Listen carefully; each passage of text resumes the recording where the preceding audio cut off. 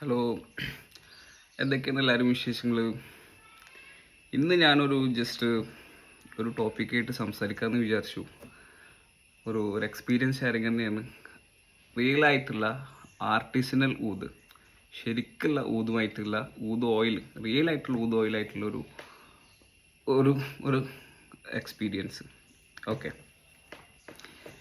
ഞാൻ ഊതെന്ന് പറഞ്ഞു കഴിഞ്ഞാൽ നമ്മുടെ ചെറുപ്പത്തിലൊക്കെ ഇത് ഭയങ്കര ഹൈപ്പ് കൊടുത്തിട്ട് ആളുകളൊക്കെ ഭയങ്കരമായിട്ട് പറയണത് കേട്ടിട്ട് അതിനോട് ഭയങ്കരമായിട്ടൊരു ആൻസൈറ്റി തോന്നിയിട്ടുണ്ടായിരുന്നു.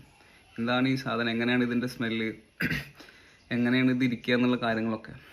അങ്ങനെ ഒരു 4-4.5 കൊല്ലം മുന്നേ ഞാൻ ആദ്യമായിട്ട് ഒരു ഒരു ഇത്തിരി പ്രൈസി ആയിട്ടുള്ളൊരു ഊത് പെർഫ്യൂം വാങ്ങിച്ചു.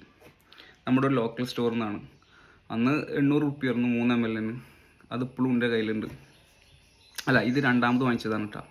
വീണ്ടും ഇപ്പോൾ എടുത്തോ 1.5 കൊല്ലം മുന്നേ വാങ്ങിച്ചിട്ടുള്ളൊരു ആണത്.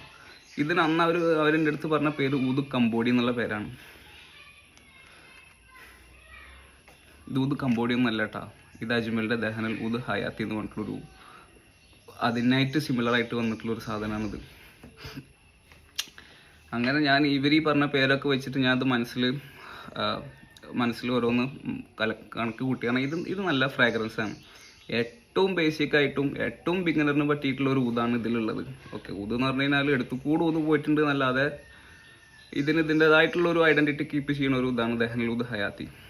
അല്ലെങ്കിൽ ഇവർ അന്ന് എൻ്റെ അടുത്ത് ഈ ലോക്കൽ ഇവിടെ പറഞ്ഞിട്ടുള്ള ആളുകൾ ഊത് കമ്പോഡി എന്ന് പറഞ്ഞു. അപ്പം എൻ്റെ വിചാരം ഇതിൻ്റെ ഒക്കെ അഡ്വാൻസ്ഡ് വെർഷൻ ആയിരിക്കും, ഒന്നും കൂടി അടിപൊളിയായിരിക്കും ഊത് എന്നുള്ള രൂപത്തിൽ എന്താക്കി. ഞാൻ ബാംഗ്ലൂരിലുള്ളപ്പോൾ 1 കൊല്ലം മുന്നേ ഞാൻ അസ്മ പെർഫ്യൂംസിൽ പോയി. അതായത് അവരാണ് മാർക്കറ്റിൽ, ബാംഗ്ലൂർ ഏരിയയിലൊക്കെ മാർക്കറ്റിൽ ഇത്തിരി ഡോമിനൻസിലെ ആളുകളാണ്. Ajmal perfumes, Asma perfumes, Imad perfumes. അങ്ങനെ നമ്മൾ അസ്മയിൽ പോയി അവരുടെ അടുത്ത് പറഞ്ഞു, ഞാൻ ദഹനൽ ഊത് കമ്പോഡിയുടെ ഏറ്റവും വില കൂടിയത് വേണം പറഞ്ഞു. ഇക്കറിയണ പേര് ഇതാണല്ലോ. ഏറ്റവും ടോപ്പിലുള്ള സാധനം വന്നു. അതൊരു ഒരു തൗലക്ക് എത്ര 15,000 റുപ്യ, 12 ml 15,000 രൂപയുടെ ഊത് കമ്പോഡി, ദഹനൽ ഊത് അല്ല ഊത് കമ്പോഡിക്ക് കാണിച്ചു തന്നു. അപ്പം ഞാനത് അടിച്ചു. ഞാൻ സ്നിഫാക്കിയതാണ്. സിസ്റ്റത്തിൽ കയറി സാധനം. പഠിച്ചോനെ, ഒരു 1/2 മണിക്കൂർ എൻ്റെ കണക്കൂട്ടിലൊക്കെ തെറ്റി സാധനം. ഞാൻ കണ്ണടച്ചതും ഞാൻ നേരെ പോയി ഒരു കാലിത്തൊഴുത്തിലേക്ക്. ആ ഒരു വൈബ് ഇപ്പോഴും ഇത് ഓർമ്മയുണ്ട്. ഒരു 1/2 മണിക്കൂറോളം കിക്കിൽ ഞാൻ കാലിത്തൊഴുത്തിൽ പെട്ട മാതിരിയായിരുന്നു. ഞാൻ പറഞ്ഞു, ഇതല്ല ഈ സാധനം. 1/2 മണിക്കൂറിന് ശേഷം എൻ്റെ സിസ്റ്റത്തിൽ നിന്ന് സാധനം ഇറങ്ങിയ ശേഷം ഞാൻ വീണ്ടും ഒരിടത്ത് ചെന്നു. ഇതല്ല ഞാൻ ഉദ്ദേശിച്ചത്, ഇതിന് വില കൂടിയത്.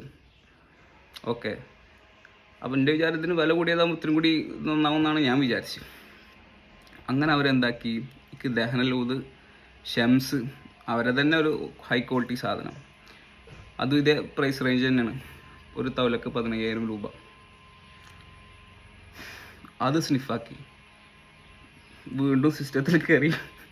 ഇപ്രാവശ്യം ഞാൻ കാലിത്തൊഴുത്ത് പോയപ്പോൾ, കാലിത്തൊഴുത്തിലല്ല പെട്ടത്, ഇപ്രാവശ്യം എൻ്റെ അടുത്ത് 4-5 പശുക്കളും ഉണ്ടായിരുന്നു. വീണ്ടും 1/2 മണിക്കൂർ കഴിഞ്ഞു.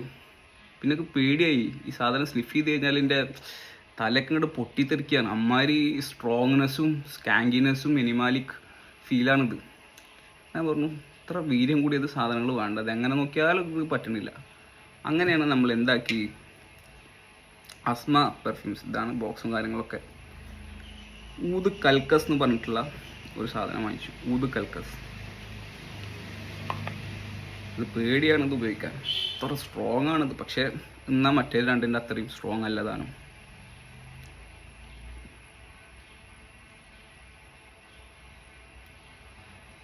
പഠിച്ചോനെ, അവിടെ തന്നെ നോക്കാം നമുക്ക്.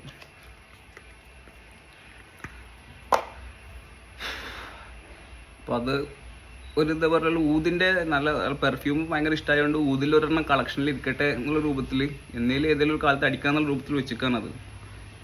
വീണ്ടും അടിക്കാനൊക്കെ ചെല്ലും ഞാൻ. പക്ഷെ ഞാൻ നമ്മളെ അടുത്ത് തന്നെ ചോദിക്കും, വേണോ ഈ അതിനെ അയക്കണമെന്ന് ഞാൻ എൻ്റെ അടുത്ത് ചോദിക്കും. അപ്പോൾ അത് അങ്ങനെ തന്നെ വെക്കും. ഒരു 4-5 കൊല്ലം കഴിഞ്ഞ് കഴിഞ്ഞാലൊക്കെ ഒന്നും കൂടി വീര്യം കൂടുമ്പോൾ, കുറച്ചിൻ്റെ പ്രായം കൂടുമ്പോൾ, കുറച്ചുകൂടി മെച്ചൂർഡായി കഴിഞ്ഞാൽ ഇത് ആസ്വദിക്കാനുള്ള ഒരു കാപ്പബിലിറ്റി ആവും. പക്ഷെ അന്ന് കമ്പാരിറ്റീവ്ലി നമ്മൾ അടിച്ചതിൽ മെച്ചം എന്ന് പറഞ്ഞ പോലെ ഇതായിരുന്നു ഇത്തിരി നല്ല ഊതുണ്ടായിരുന്നത്. അതായത് പറ്റിയത് അത് നല്ലതെന്നല്ല, നമുക്ക് കുറച്ചും കൂടി ഓപ്പണിംഗ് ഒക്കെ കുറച്ചും കൂടി ടോളറേറ്റ് ചെയ്യാൻ പറ്റിയത് ഊത് കൽക്കസായിരുന്നു. അങ്ങനെ ഞാൻ കഴിഞ്ഞ ആഴ്ച ഒരു കൊല്ലത്തിന് ശേഷം വീണ്ടും ബാംഗ്ലൂരല്ല, കോഴിക്കോട് മർക്കസ് കോംപ്ലക്സിൻ്റെ ഉള്ളിൽ ഒരു ഊതിൽ സ്റ്റാളിൽ കയറി. വീണ്ടും ഒന്ന് തല വെച്ചാലോ എന്ന് ആലോചിച്ചു. കാരണം ഇവിടെ ഭയങ്കര റയറാണല്ലോ ഒറിജിനൽ ഊത് കിട്ടുന്ന സ്ഥലങ്ങൾ. അപ്പോൾ പോയപ്പോൾ ഞാൻ വീണ്ടും ഇവരുടെ അടുത്ത് നിന്ന് ഉണ്ടായിരുന്നു. ഞാൻ ചോദിച്ചു ഏറ്റവും വില കൂടിയ ഊത്. അപ്പോൾ ഒരു തവലക്ക് 36,000 രൂപ വരുന്നത്. അതായത് ഒരു 3 ml 12, 24, 36, 12,000 രൂപ വരുന്നത്. രണ്ടും കൽപ്പിച്ച് വീണ്ടും അടിച്ചു. വീണ്ടും സാധനം സിസ്റ്റത്തിൽ കയറി. അലേക്കം വയ്യ. പിന്നെന്താക്കി, അപ്പോൾ ഇത് കുറച്ച് ഡിഫറെൻ്റ് ആയിരുന്നു. ഇത് നമ്മൾ മരമില്ലിൽ മഴ പെയ്ത് കഴിഞ്ഞ് കഴിഞ്ഞാൽ ഈ മരങ്ങൾ കുറച്ച് ചെയ്യൂലേ, എന്നിട്ട് നമ്മളെ ഏരിയ കൂടെ ഒക്കെ പാസ് ചെയ്യുമ്പോൾ ഒരു സ്മെല്ല് വരൂലേ, അതേപോലെ ഇതിൻ്റെ ഇതൊന്ന് കടന്ന് കിട്ടാൻ വേണ്ടി കുറച്ച് പാടുപെട്ടു. ഞാൻ വണ്ടിയിൽ നിന്ന് തിരിച്ചു വരുമ്പോൾ കുറേ ഗ്ലാസ് താഴ്ത്തിയിട്ടു, കുറേ എടുത്ത് കാണുന്ന പള്ളിക്കൽ കയറി, കുറേ മുഖം കഴുകും. അങ്ങനെ ആകപ്പാടെ കൂടെ ഒരു ഇതായിരുന്നു ഒറിജിനൽ ഊത്. അപ്പോൾ ഞാൻ വിചാരിച്ചു ഈ ഒരു കൊല്ലത്തിനിടക്ക് കുറച്ചൊക്കെ പെർഫ്യൂംസൊക്കെ സ്നിഫ് ചെയ്താണ്, ഊതൊക്കെ കുറേ അടിച്ചതാണ്, കുറച്ച് അഡ്വാൻസ്ഡും ട്രെയിൻഡ് നോസൊക്കെ ആയിരിക്കും എന്ന് പറഞ്ഞിട്ട് ഊതിനോട് മുട്ടാൻ പോയതാണ്. നമ്മളതിനെത്തിയിട്ടില്ല. അത്രയും ഡോമിനൻറ്റും അത്രയും സ്ട്രോങ്ങറുമാണ് ഒറിജിനൽ ഊത്. അപ്പോൾ ഇനി കുറച്ച് ഇപ്പോൾ ഇതൊക്കെ ഉണ്ട് കയ്യിൽ, കുറച്ച് ഊതുണ്ട്. ഊത് കമ്പോടി, ഇത് അന്ന് വാങ്ങിച്ച ഇതാണ് ഇപ്പോൾ ഇഷ്ടപ്പെട്ടിട്ടുള്ളൊരു സാധനം ഊതിൽ. പിന്നെ ഇത് ഏതാ സാധനം എന്നറിയില്ല, പക്ഷേ നല്ലൊരു സാധനമാണിത്. ഇതിൻ്റെ അതാണ് അജ്മൽ തന്നെ വാങ്ങിച്ചതാണ്, പക്ഷെ ഇതിൻ്റെ പേരോ കാര്യങ്ങളൊക്കെ അറിയില്ല. നല്ലൊരു ഊതാണ് എൻ്റെ കയ്യിലുള്ള ഊതുകളിൽ പെട്ടത്. പിന്നെ കുറേ പെർഫ്യൂംസ് ആയിട്ടാണുള്ളത്.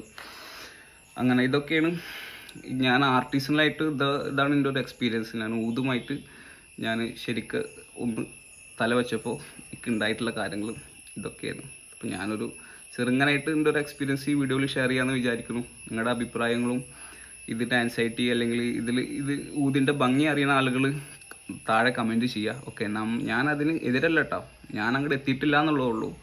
നമ്മളതിന് ഒരിക്കലും എതിരല്ല. അതിൻ്റെ ഭംഗി ആസ്വദിക്കാനുള്ള എന്താ പറയുക, ആ ഒരു ക്യാപ്പബിലിറ്റി വളർന്നിട്ടില്ല എന്നുള്ളതാണ് സത്യം.